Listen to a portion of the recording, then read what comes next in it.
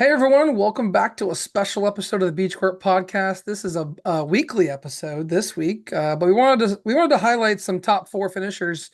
We got Bash Lashmet that joined us this week. Thank you, Bash, for coming on. Also known as Sebastian. He finished top four with Charizard Ex, and we wanted to bring him on and highlight Charizard and kind of talk to him. Are you home, or how you feeling? Like, how's your weekend? Obviously, it went really well. Yeah. What's your thoughts? I'm doing pretty all right now. I was actually not sure if I was going to Louisville. I'm a senior in high school right now, so I'm dealing with college apps and stuff, and I Oh don't have a yeah, lot of time on my hands. yeah, And I've got like a research thing going on as well that's like super time consuming. So like we kind of I only committed to going like 3 days before the tournament, and I went and yeah, I went pretty all right. Now I'm back home, feeling pretty good. Meanwhile, me and Max over here like practicing for weeks and like planning on this and yeah. Yeah, wow. Good job, man. Hey. If Thanks. it works, it works, right? Don't break it if it ain't broke. Don't fix it if it ain't broke. And listen, the pipeline of like focusing on applications shifts surprisingly well to Pokemon, I'm sure. And Sure. now you got some money for some of those application fees. So sounds like a successful weekend overall. Yeah, so let's jump right into it. Bass, we want to get to know you a little bit. You mentioned you're in high school and you're applying to colleges. I'm gonna throw one that's not on the script here. What colleges are you applying to? Which ones do you hope to get into? All right, well, fingers crossed. At this point, I think my early decision school is probably going to be Princeton. Gonna try my best on that. No guarantee I get in. No guarantee that anyone gets into there. Yep. But try my best, right? I'm probably gonna try to major in physics or some type of applied mathematics. Um, and yeah, I mean, I'm not super concerned about where I go to college. It's more about what you do with it. But Right. you know, just, standard college apps stuff, high school senior, pretty standard life outside of Pokemon. Yeah. Yeah, I mean that's interesting. So what else do you like to do when you're not playing Pokemon besides like school? I mean, do you have any other hobbies that you do outside of Pokemon? Yeah.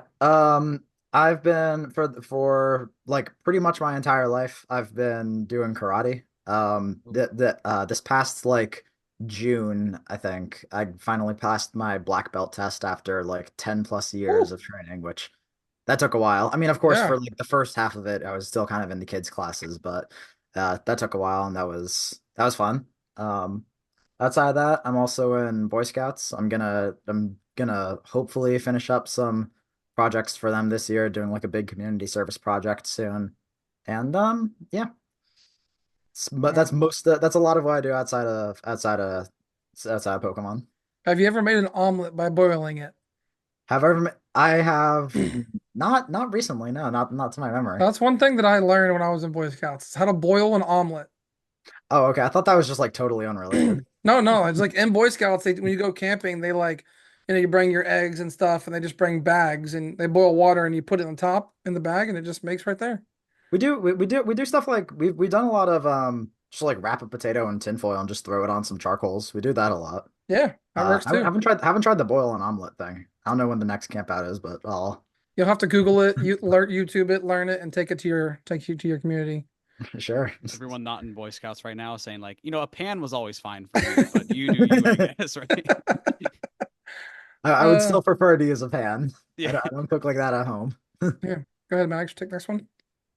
Yeah, so I mean, again, just kind of want to get some quick hitters, right? We'll dive into your list and all your success here. But just kind of want to get to know, you as a Pokemon fan itself. So first off, got to hit you with the classic. What's your favorite Pokemon? Changes approximately every 6 months, depending on what deck I'm liking. For a while, it was Kyogre. I was a big Lost Box dude. Hmm. For a while, it was like Gardevoir, because I was a big Gardevoir player. Um, for now, I think I'm just gonna revert back to my pre-Pokemon competitive era and say Solgaleo. Oh, Ooh, okay. Not okay. not one you hear every day. Yeah, I that's like definitely that. not one you He's hear. a cool Pokemon, It bro. is cool, yeah. Did you ever So we're play the starting. deck, like the GX? I mean, when I was in like fourth grade, I built like I bought like three of them on Amazon, Yeah.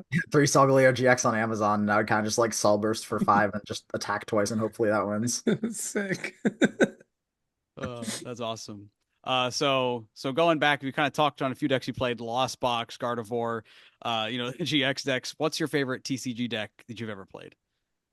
Um, I'm gonna say Rapid Strike Urshi and Teleon. Oh, Ooh. The shady dealings one. yeah. Not Okay. the Okay. not Okay. I played the VMAX one to San Antonio regionals and it did not go well.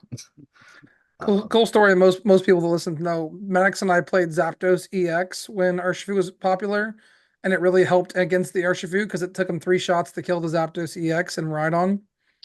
Most people didn't know that. oh yeah, because like it's not weak It was to resistant. It like actually resistance. resisted. Oh, that's kind of smart. Yeah. Yeah. Eric, But you can't tell we, everyone all of our bad list choices over the years, right? They're going to stop listening. So, I mean, I played Galarian Zapdos V with Sky Seal Stone. So, uh, that was the anyways, time. yeah, that So, was the time. hitting some of the other quick hitters. Again, you're younger, but maybe you have a favorite retro or maybe a non-standard Pokemon format. We're curious what your favorite retro format or a non-standard format that you played is. Uh-oh, looks like you're Oh ready. boy. Have you guys heard of imaginary format? No? All right, so it's like a normal game of Pokemon, except uh whenever you reveal a card to your opponent, you say the name of any card in standard format, it's now that card. So every card is just a wild card. Both players draw perfect every game by definition.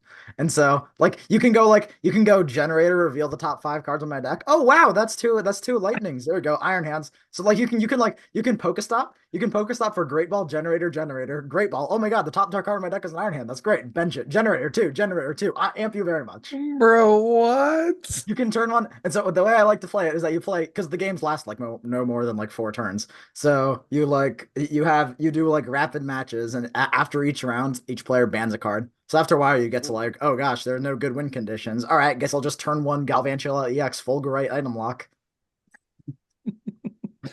I That's love that. crazy. Literally the only limits to what you could do is your imagination and the standard legal card pool.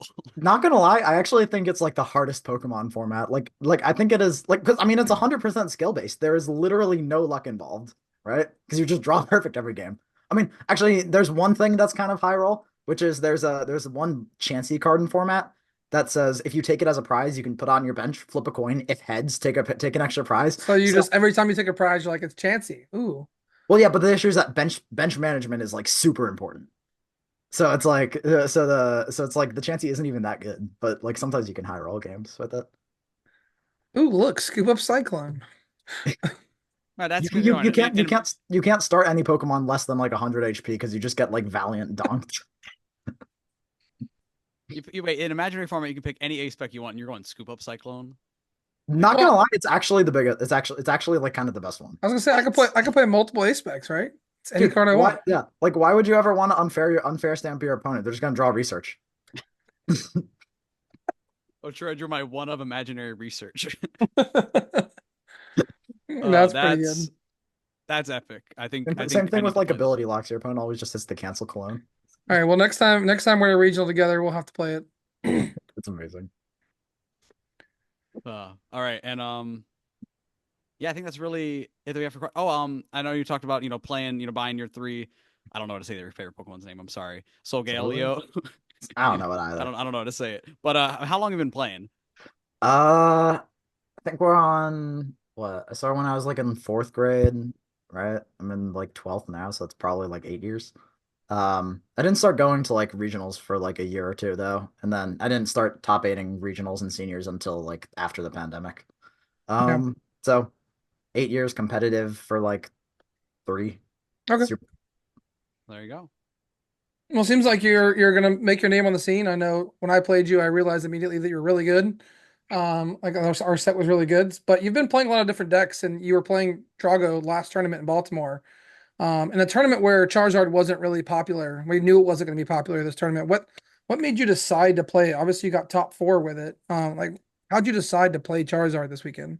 Yeah. Honestly, it really came down to like it just I wanted I've been testing Drago and Charizard for both Baltimore and Worlds. I chose Drago for both of those events. Now like Drago goes down in popularity, Raging Bolt goes up in popularity, Terapagos gets introduced. That's a good matchup for Charizard. And I'm like, okay, we can just cut basically all our Drago techs, run Charizard, and the deck's pretty good. That was most of my thought process for choosing it. And outside of that, I was just like, it's a safe pick because it's like never bad. It baffles me that people thought that Charizard would be a bad play. Like I think 90% of that is probably like Azul put it low on his tier list, but Azul also said that Raging Bolt would be a terrible play for the tournament. No shade to Azul, And then but both of his teammates played Raging Bolt, and one of yeah, them won. no shade to anyone. But I think like I don't get anyone who put Zard low on like it's there's no reason for it to be bad. It's just Yeah, good. I mean, it is a good card. It's got a It's great just good. ability and It's just good. I'm pitch comfortable out's with it, and good. that was like my whole reason to play it. Yeah. Also, you mentioned I think your second choice was Regidrago for Louisville, or did you have a backup deck? Or So for Baltimore, for the last format, Baltimore and Worlds, I was always deciding between Drago and Zard, right? For this format, I was like, finally, I'm free of Reggie Drago. I don't need to play Reggie Drago anymore. I think it's still a really good play. It'd probably be my third pick. My second choice was going to be Turbo Dragapult, like the thing that won Dortmund regionals, just because like it's like the same thing. It's just that the deck has, I think, very few to no bad matchups. Whereas like with Drago, I didn't really like the Bolt matchup. Um, and I think just like I kind of wanted for Louisville to just lock into something early and then just pick a deck that was like had very few to no bad matchups or any bad matchups you could like play around them if you knew how to adapt to it. Because I gave up on meta calling for this tournament pretty early. yeah, Like just I was just play something that takes no bad matchups and that can adapt. So it was Pult and Zard were the two options for that. cool. I think that comment you said is so huge, right? You're saying, hey, I just wanted to pick a deck, lock in on it early, and like know the deck well inside and out. I think so many people get caught up with, you know, picking the right deck or switching right before. I mean, what would you say to those people? Like pretty much every single tournament, as long as you play a deck that is just a good deck, there's pretty much no way that you're going to like do badly with it. Or no, I should say that if you just pick like a deck that is just inherently a strong deck, then there's like most of the time your matchups or whether it was the right call for the event is not going to be the deciding factor Right. in what to play, right? I'm not going to say that you should just like commit to only playing Lost Zone Box and play Lost Zone Box for every regional. That's a bad idea because Lost Zone Box is very much like a Metacall right now. Don't commit to a Metacall deck really early, right? But I think like for 90% of the player base, and honestly, like even for really, really good players, it's always a pretty safe pick to just play something that is just strong in a vacuum, Yeah. right? Even if it doesn't have the best matchup spread on paper, because like really you can hit anything. I hit Cloth day one. Like I hit Yeah. Vanette in the win and they're like just especially in such a wide format like this, you should always just be putting way more value on do you know the deck and and is the deck going to hold up against just random things? Right. Yeah. I think talking about that deck itself, if we want to jump into your list a little bit more. I know the one piece, right? The big debate, kind of even since Zard first came out, is around ace spec, right? What's the best ace spec to play? I know unfair stamp. A lot of people have been upset about, Pheasantipity, recovering from your draws. Unfair stamp kind of fell a little bit out of favor, but here in your top four list, you stuck with the unfair stamp. So, I mean, I guess really the question everyone wants to know is that was that the right call for the event? Did you see the value from it throughout? Yeah, definitely. That is, yeah. It's okay. Unfair Stamp is not gonna like win the game on the spot. Like I played Unfair Stamp to NAIC with Guardy, and sometimes that card would just win the game on the spot by just breaking someone out of nowhere. That's not really true of the card anymore. It's a lot less strong than it used to be, but it's still just like by far the most value of any like card on average, not of any of the ace specs on average. Not necessarily because it's going to brick the opponent out of nowhere, although that does happen sometimes.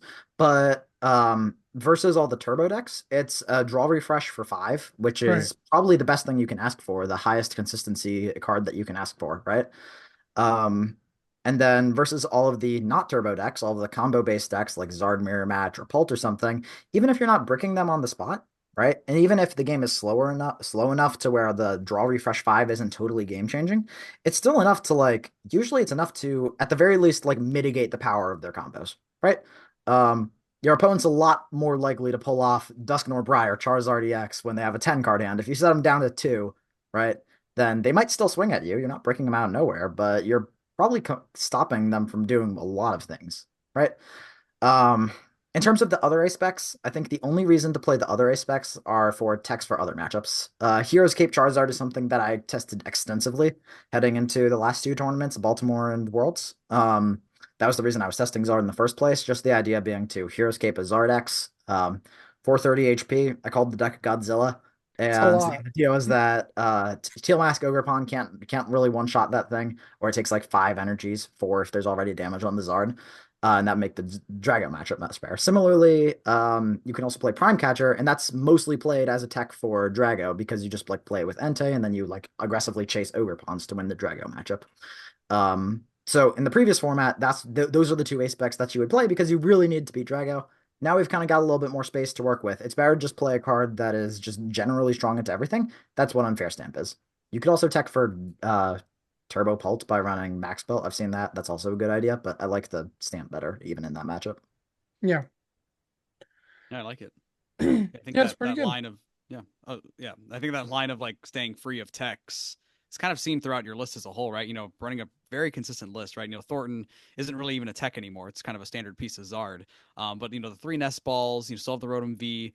You did keep the Dusknoir line, and then really, I think the only tech, you can maybe consider Dusknoir line a tech, but then also the Mist Energy.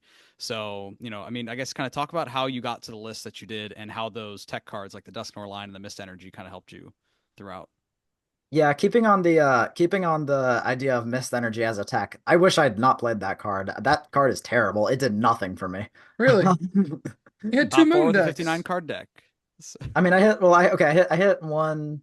I hit two moon decks. What was the first one? I know I hit like one. I hit Hunter Butler. I hit Hunter Butler's Roaring Moon, right? But one And of Turbo those Lost games I Box, just yeah. bricked him off of. Well, he was playing Roaring Moon Lost Box. One of the games I just bricked him off of Unfair Stamp, anyways. And the second game, the Mist Energy was, I guess, kind of relevant on the Charizard Ex, but like that's one game throughout the tournament. Okay. Yeah, Mist is like okay, right? Um, honestly, like I would recommend just like if you're gonna play Charizard to regional soon or to LAIC or whatever, honestly just play this same list, but cut the mist for just like whatever you happen to want for the meta, right? Um Like Manaphy, right? If Lost Box is Like going to be a Temple of thing, Sinnoh. right? yeah, if Lost Box becomes a thing, then Manaphy would be really strong. I was actually really wanted to play Manaphy. But one of my testing partners who had tested more Charizard than I did, wanted to play Mist instead. So I was like, all right, fine, I guess I'll play Mist. And yeah, no, it was not that useful. Yeah. In general, I think that Charizard's best strength in this meta is the fact that it is just really like hard to kill and makes it very hard to or very good at like punishing opponents for like overextending, right? Right. And that's like kind of happens regardless of the matchup that you're playing in. Um, like it doesn't matter what deck your opponent's playing. If you hit them with like an unfair stamp, counter catcher, knock out their biggest thing, and then dusk nor their other draw support, that's good against everything. I mean, Yeah. just like max consistency Zard is really not much you can go wrong with it. And plus, since this meta was so unpredictable, I didn't really want to take any risks in terms of like playing a card that wouldn't be helpful against like everything, right? Right. Were you choosing I'm really curious, were you choosing like blind first or blind second into this meta? Yeah, we're blind first. Yeah. The deck plays three nests and Rotom. The idea of that is to just hit instant charge more frequently. Um, that makes us better going first. We need that in order to beat all the Dusknoir decks. Um, Right. and versus Drago too, right? They're a big enough part of the meta that we should be choosing blind first. Versus Bolt and versus Mirror, we choose second. I think that's about it, though. I don't think there are any matchups where we choose second. I mean, maybe you hit like Miraidon or something, right? Sure. I think Yeah. you'd probably choose second there too. Yeah. Definitely. Definitely go second. Yeah. Real quick back on the Dusknoir line. I know there's been a little bit of, oh, do you go for consistency without the Dusknoirs? Obviously, you kept them as well as the Briar to, I think, more ways to capitalize on that. How'd that Dusknoir line and like Briar combo feel throughout the day? I think if you cut the Dusknoirs, like I know I've been advocating for just like max consistency, but I think if you cut the Dusknoirs, then you start getting to the point where Charizard starts getting like outperformed by other decks in terms of power level. Like I think if you cut, for example, if you cut the Dusks, I think you in the Briar as well. I think at that point the deck loses enough power to the point where like Lugia will just like kind of run through you if they set up, right? You'll have no way to play around like Legacy, for example, unless you add like Sinnoh or something. But now you're just cutting cards that are good in every matchup and adding like matchup specific techs. Right. The deck's quite consistent as is. I think Dusk Norline just increases the win rate across the board by like just a lot. Adding the Dusknoir line, I think, increases the win rate like significantly across every single matchup. And like I think there's really I don't even see it as a tech. It's just a crucial part of the deck. Yeah, just put you at 210. That's such a good number right now. Mhm. Yeah, there's so much good stuff with it.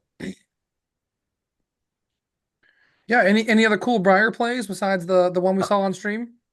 Briar's okay, like Briar actually doesn't come up that frequently in games, but that's because people are actively playing around it. If they give you the Briar play, it's basically you can win the game on the spot like really easily.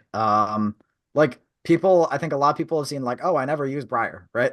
Therefore I should cut it from the deck. That's probably because in a lot of your games you're not using it because your opponent's actively trying to stop you from using it.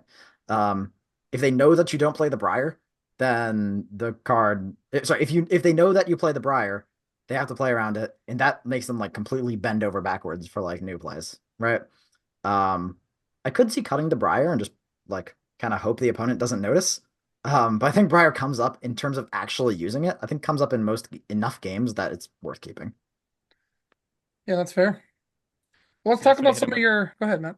I Go was gonna ahead. say you hit him with you're shuffling up for game two. Oh, yeah, my Briar was prized. Yeah, I didn't have a chance. Right, like get the mind games into there.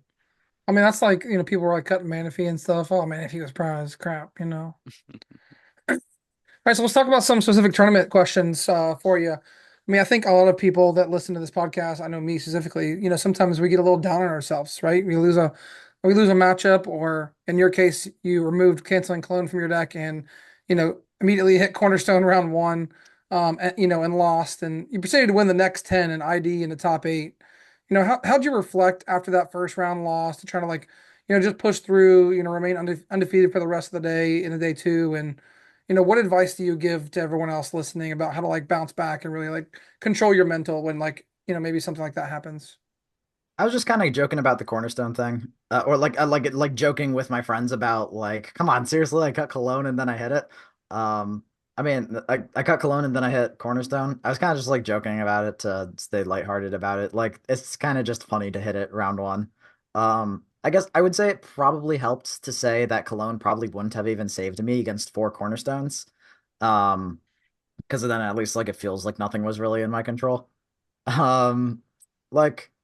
I'll say like when you lose a match just because of like a really crazy unlucky thing, like you just hit like a sub 1% meta share deck like that, I would say probably the best thing that I like to do is I like to keep in mind the following, which is that I think the way that the tournaments are designed in order for you to make day two is that you get space for two losses. Those two losses are one to really terrible draws, one to a really terrible matchup, and then you just win the other six, right? And that's like how the tournament structure is designed. It's the whoever designs like whatever system we used knows that the game has variance. It's gonna take care of you. Like you'll be fine in the end. Like the average variance throughout a tournament will Sure. end up like canceling out at the end, right? Yep. Um, if you misplay and you lose the game because of that, that's a little harder to get over. At least it is for me. But at that point, it's like I mean, I can't really say anything other than just try to forget it and pretend it didn't happen. Um, After the tournament, you can reflect on it. For now, you're locked in and trying to win. Well, we got to Yeah, talk about it now, right? I mean, I got to hit it right now, Max. It's like the perfect home run spot. The tournament structure allows us for two losses, but everyone that made top cut, not a single person had two losses, right? So, what are your thoughts on that? After you ID'd into, top cut, did you realize it then? And like you were like, holy crap. And like, what were your thoughts at this moment when you realized like all the X2s weren't going to make it and there wasn't going to be an asymmetrical cut?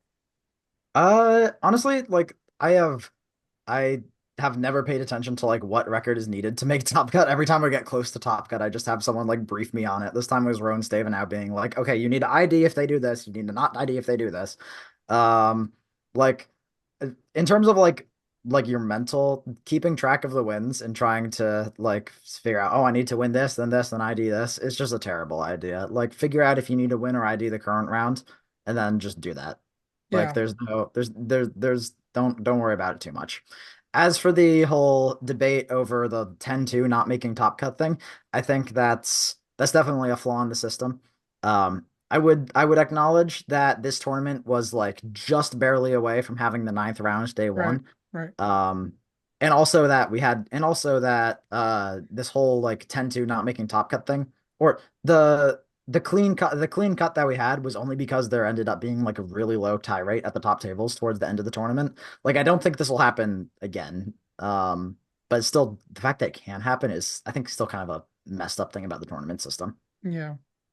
Yeah, a bit of an anomaly, kind of like you said, where, oh, we are just under the limit, and, what are the chances that these exact ties happen? But again, when the fact that a system that we thought was kind of designed to avoid it, where it's can still happen, it's a bit, a bit shocking. I'm sure for, right, maybe you and Caleb IDing in the last round, it's like, oh, hey, we're just locked in. We don't have to play anymore. We're guaranteed our top 8 spot, right? More points, more money type of thing. But again, definitely a part that, kind of have to see how it'll play out as the season continues. Yeah. Yeah. So let's talk about round 11. You're paired into Piper. Did you know what Piper was playing when you got paired into her? Yeah, we had Yeah. sat we had sat next to each other like 5 rounds. Yeah. So how are you feeling going into that round? I mean, item lock is very scary for a deck like Charizard to play against. What were you worried about your ability to win that match and like get to your winning in? Establish your winning in because it can be very scary. I'm just curious, like, how you navigated that matchup. Like, any thoughts for people? Yeah. Going into the match, both Piper and I were talking about this, and we were both like, "Yeah, neither of us have played this matchup ever. We don't know what the heck is happening here." She actually had not played the matchup in this format either. What? That's wild. Fortunately, I mean, like I mean, the matchup makes a lot of sense in theory, right? Like if I hit Right. the Charizard candy, if I go first and hit the Charizard candy, I probably win. Right. Um, And then after that, I think I got a little bit lucky. I won the coin flip. I went first. I got the Charizard game one. She scoops. Game two, same thing happens. Well, other thing happens in reverse. So she goes She gets first. item She gets lock the and item you lock. I scoop. prize Charmeleon. I scoop, right? Um, Game three was like wild though. That was the only game that actually had like any semblance of skill. I go first. I get the Zard and the candy and things, and I just like start like and I start like taking knockouts and stuff. I get down to one prize. She's at six. She goes Gardevoir Ex, Psychic Embrace, powers up Mew, genome hacking me for Kills your Zard. 330, knocks Yes, out. sir. Of course, she'd been item locking me up to this point. So all I've got is a Charizard because I was trying to like keep my board hard to lock, right? Because she can still win the game if she's able to like repeatedly lock like high retreat Pokemon in the active because I have no super rods, so I run out of switching really fast, right? Um, so I was just trying to keep my board low. She knocks out the Zard, and then we ended up in like several turns worth of like back and forth, me trying to draw into combos while she just like picks off my board by counter catching my Fez and copying Cruel Arrow. Arrow. Cruel Arrow knocks out puts gravity stone on the Mew, so I can't retreat something, right? So I can't retreat my Fez, right? Eventually we get to the point that I'm able to flip the script to draw into like Arven for Candy Zard, right? It was pretty high odds, like it was not that Right, of crazy, course. right? Yeah. Um, but I can't actually attack with the Zard because I got three energies. I need two to retreat, two to attack. So she goes, Cruel Arrow knocks out my Dusclops. I draw into the Candy Zard and Cruel Arrow her back for the last prize to win. That is Yeah, incredible. so wild winning in. I don't think Piper or I knew anything about what was happening in that match. So you cruel arrowed your way to top 8. Yeah, yeah. That's Well, wild. the last two attacks were Genome Hack and Cruel Arrow, followed by Cruel Arrow for game. That's fantastic. Yeah, I That is think so. I think We needed that game on I stream. think the match was kind of just embrace the randomness. This matchup is probably mostly luck, anyways. So like, if I'm playing versus Piper Lapine of all people, and I have not practiced the matchup, I think I'm pretty happy to just take a coin flip matchup at that point. I mean, it really comes down to it, right? That game that she goes second. If she gets the coin flip, then you're in trouble, right? Is that Yeah, kind of how that yeah. works? She actually just whiffed Psychic. Oh, Yeah. So actually, I guess if I'm going first, my odds are probably better than 50% to get the attack, just right. because she can whiff the Psychic and the deck only plays six. Yeah. Right. She She needs to also needs start to, it and she has to hit the psychic, right? Yeah. yeah. So, Actually, I think in this case she actually hit like a Prime Catcher or something, right? oof, Or no, I think she started Neo and retreated. The Prime Catcher was like a different game. interesting. Oh, that So sounds like a fun game. real quick before we dive into your top eights, I just want to give you a chance. Are there any other like highlight games on your run? Right, 110 in a row and able to ID in any other highlights or particular moments that you want to call out? Seems hard to beat that game 3 against Piper, but That's uh, yeah, that's hard to beat. I had a few times, there were a few times definitely throughout the tournament where I probably misplayed, but then like especially but like then on day one, each times my opponent like just giga misplayed in response and saved me. Um Sometimes starting out with a loss puts you in an okay bracket, right? So, yeah, like one of my matches, I think my opponent like tried to counter catcher me and we were both at three. Oh Um no. and they actually I think they might have had game, but they like knocked owl searched for like the wrong catcher. They needed to get the ooh. prime. They took the counter. Um That was kind of funny. Versus Hunter Butler, he dug like 17 cards. Prime catcher, bottom card of deck. But in order to dig all those cards, he had to burn all his Mirage Gates, and then he just ran out of Mirage Gates, and I just boss stalled him until he decked out. Or scooped before he decked out, but he was gonna deck out. Bro, Hunter twice this week decked out for loss, bro. Well, he scooped before that could happen, but I think my main win con was actually just to deck him out at that point because he had no attack. That's crazy. So I think you mentioned it a little bit. You feel like the Tropicos matchup's favored for Zard? Yeah. They'll as long as okay. It's kind of like the Zard mirror, except you can kill their Pidge, they can't kill your Pidge. Um, and sometimes in exchange, they'll sometimes win the game by just comboing you off the board early, right? Right. I think as long as you usually just take out their draw, usually kill their Pidgeot, sometimes kill their Noctowls or Hoots before they evolve. As long as you're able to limit their draw, sometimes with collapsed, sometimes just killing random things, sometimes just involves killing the Terapagos, so you force them to hit the double turbo energy. Um, as long as you limit they'll draw, they'll just run out of steam in the late game, and then you'll just go in with the Zard and just smash, smash, smash game. Yeah. They also have like no disruption to kill you, also, so you can do Briar plays to your heart's content. Yeah, that's true. They only have like one Iona at most, usually. One, maybe two Like one or sometimes. Sometimes two, Judge. maybe. I Yeah. think both the guys I played against had Judge. Oh, really? Oh, Yeah, I guess that makes sense. That's for the mirror. So when they go second, they can judge their opponent, right? possibly.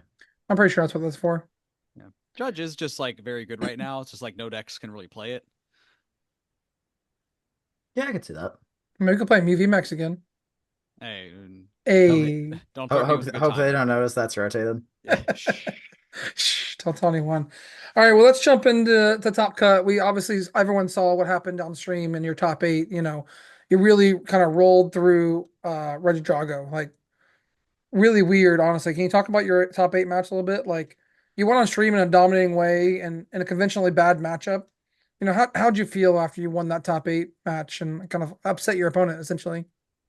That was a pretty good feeling. It's always fun to just like win on stream, bad matchup, and I think that was a pretty exciting stream game. Yeah, you Um, played really well. Thank you. Um, I think, I mean, well, I can't say I was really thinking too much about like my odds of winning the match, right? I mean, it's like either you win it or you lose it. And Right. when you're in top eight and you're playing against like someone who has also made top eight at this event, it's like there's really no room to think about like, oh, what happens if I win? What happens if I lose? The only room to think about anything is, okay, what is the optimal move in this situation? There's no spots for anything else, right? Yeah, it's true. I was watching back some of game one, and you made a comment earlier where saying that Charizard just in across all matchups, whether it's a good or bad matchup, is just neutrally good at kind of punishing your opponent for like overextending. So I think in the first game, right, there was they pulled off the Iono Kiram wipe your board. But then when you start to think about it, it's like, oh wow, you pulled off the Thornton and Rare Candy counter catcher. You had Force Seal Stone and Quick Search, right? You had a lot of ways. You only needed to have a couple cards in hand and kind of search for the rest that you needed to pull off kind of that return combo. It says remove your Ogerpon. Now you have no energy in play. You're just like very behind, and all you have to do is now is just attack, attack, attack kind of thing. Yeah, I mean theoretically, I didn't even need that. He actually had only one Teal Mask in play. I think I'm this might have been just like stream pressure, but he kind of just like benched a Pheasantipity and had no space for the second Ogre Pawn, so he has no energy in play. He's not attacking me on the next turn. I Yeah. could have even just like passed the turn or instant charge or something, and that would have been fine too. Um, it's like Reggie Zard wins most of its bad matchups, or most of the time when Zard wins matchups that it's really not supposed to, it's because the opponent overextended. Yeah. Yeah, exactly. Yeah, so awesome job on top eight. It was a really fun stream game to watch, especially the Briar combo. And I was like standing there talking to Lyric and like I just happened to like look up and I was like, oh crap, he's got Briar like in hand, and if he's got 3 energy in deck, he's about to retreat this Radzard and attach return, and Briar, you're just like slam down the Briar like immediately handshake. It Yeah. was pretty. That was pretty good. I was I was I was originally planning that position. I was like, okay, I'm probably not gonna hit the Briar combo. I'm just gonna like Iono him for a turn, instant charge, and that right. would have been fine too. I think that position Sure. is like also totally winning, right? Yeah. But yeah, I was just like, please let me top deck the Briar or Candy or something so I can just end this now. And then I did. I'm like, oh, okay, that works. Yeah. Let's talk about the slamming of the cards, right? I think that's something you're maybe quickly being known for, whether you want to or not. But how does that feeling of like, hey, I got the Thornton, boom. Oh, that was 100% intentional because I want to get streamed more, so I wanted to make it exciting. All right, you heard it. Fast one's back on stream. If you want to see Yeah, more hype Thornton come on, plays, Skarzig, send me back up. Uh, Skarzig at everyone you know. yeah, no, okay, no, but in reality, I was like, okay, I'm on stream. I might as I'm gonna make it fun. I was just trying to. I play up the theatrics a little bit, but that's just because I wanted the match to be fun to play and fun to watch. You know. Yeah. I think probably most of my opponents, especially when when I'm in a good mood, will like kind of notice that I'm like that I try to be like fun with my match, you know? Like I think like half of my matches I'll like quick search and I'll just like show my opponent the card because I'm just having fun, you know? Yeah. I mean, not when it's like strategically relevant, of course, right? But like, I try to keep my matches lighthearted. Yeah. I remember when like we sat down. I think both of us were coming off a loss in Baltimore, and so like at first we were both kind of like, and then like towards the end we started to lighten up. We got to game 3. We're like, yeah, let's finish this game, and like we were both like playing, having a good time, and I was like moving your discard pile around to help you out, and you were really moving mine. So yeah, I definitely agree. You're a good opponent. But sadly, sometimes our runs have to come to an end, and yours came to an end, unfortunately, in top 4. When honestly, I thought you'd be a little bit favored because of the missed energy. Honestly, I thought I would come up in that matchup a little bit more. But you lost to this lost box. Michael Davidson, obviously a good player, and you beat Butler earlier in the tournament. Can you talk to us a little bit through like what went wrong in that top 4 match, or what went right? Like, how'd that matchup go for you? Yeah, the matchup is actually a lot worse than I thought it was. Because if you go second, they'll just Greninja your lizards too much, and if you don't hit the ninja, like they have enough firepower. Like most matchups where they kill your lizards immediately with like bench snipes with Trifrost or like Star Portal Ninja, it's usually fine because you can just unfair stamp them and come back. Lost Box kind of has enough firepower to just do that over and over and over again. And like against Hunter, not Hunter, sorry, against Michael, both games 1 and 3, he actually just like ninja'd me multiple times, gate kept my Charmanders for the entire game, and I just lost to that. Game 1, I didn't get a Charizard out at all. I actually went first that game. He turn 1 Mirage gated me. Oh, Yeah, that was kind of rough. Um, When Lost Box is drawn well and like hitting their pieces and hitting the vacuums, like it's pretty tough to come back from that. yeah. Um, yeah, that was kind of how that went versus Michael. Game 1, I think I got pretty reasonable starts in all 3 games. It's just that in games 1 and 3, he was just able to Greninja before I was able to evolve. And those games I whiffed Thornton, and that was that. I just could not attack for pretty much the entire game. Game 3, I didn't get a Zard out until he was at 1 prize. Um, so that was a lot, that was a little bit rough. Um, I mean, still really great player though. Like I sure. think like they were all things considered, considering like that I wasn't really able to attack, they were actually still like pretty good games, right? Yeah, I think there's definitely a chance that like we both had opportunities to make mistakes, right? It wasn't like just quick and over, right? Um, so yeah, I think that being said, I think if you add Manaphy to the deck, then the matchup becomes like super favored really quickly. Without Manaphy, it becomes pretty close, probably unfavored. yeah, yeah. Any questions, Maddox? Anything else? Let's see. Yeah, no, we said missed energy definitely out for anyone else playing the deck. I mean, beating Hunter, was that just like, I guess decked out one game and able to just kind of get your board set up one like the other game type of thing? Yeah, Just kind one of of the comparing how the games. Lost Box matches went. Yeah, one of the games I unfair stamped him and he just bricked off of that. The other game I was like almost certainly losing until he just like whiffed his prime catcher and then I just decked him out basically. That being said, like Manaphy also would have been better in that matchup anyways. Yeah, Very true. All right. I think before we wrap up, I mean, what's next? I know you're heading to more regionals. You got LAIC. You got a big finish already on the board. What's next for Bass? I'm not going to anything until Toronto actually. No LAIC for me. After that, maybe like San Antonio or something. Yep. I'm not going to like a ton of tournaments this year, but I'm gonna try to make the ones I do go to count.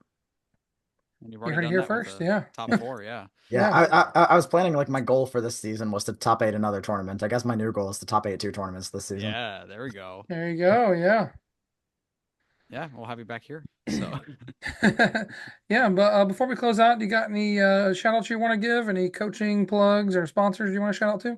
Yeah, I do coach. I'm not on Metafy yet. I might well, I might soon be on Metafy. I'm thinking of running a Charizard masterclass slash course, which I'd be probably doing with Nathan Osterkatz. He's one of my senior testing buddies who put a lot of work into making the deck work. So I might be on Metafy soon, but for now, I do coach. Just message me on Twitter. I check pretty frequently. Um, Shout outs as well to all of my testing groups and Roberto and Max and Henry a lot for helping me prep a lot into this event. And I'm supposed to one of my friends tells me I'm supposed to shout out DJ Khaled, so I'll do that too. Oh, wait, no, I forgot. I have to shout out number one Slurpee fan. That was something that I have to do. Okay. Okay. DJ Khaled will be on next week. Really? I mean, maybe he'll see this and be like, "Yeah, I've always wanted to talk Pokemon TCG." Yeah, Right? maybe. Yeah. They got like Terry Crews to do that. Yes, they Oh yeah, did. yeah. There They we go. definitely did. Well, Bass, it's been a pleasure. Thanks so much for coming on this episode of the Beach Court Podcast. As always, if you guys like this episode, please like, comment, subscribe below. You can follow Bass on Twitter, and he'll help you out with Charizard matchup. And that's all we got for this week's episode. But we'll talk to you next week. And Maddox, Eric, and Parker and I will bring you a recap of our Louisville experience, and get you ready for the meta going into Lille and Gdansk. It's coming up soon, so we'll get you ready for those tournaments. Thanks everyone for watching. Thanks, y'all. See you.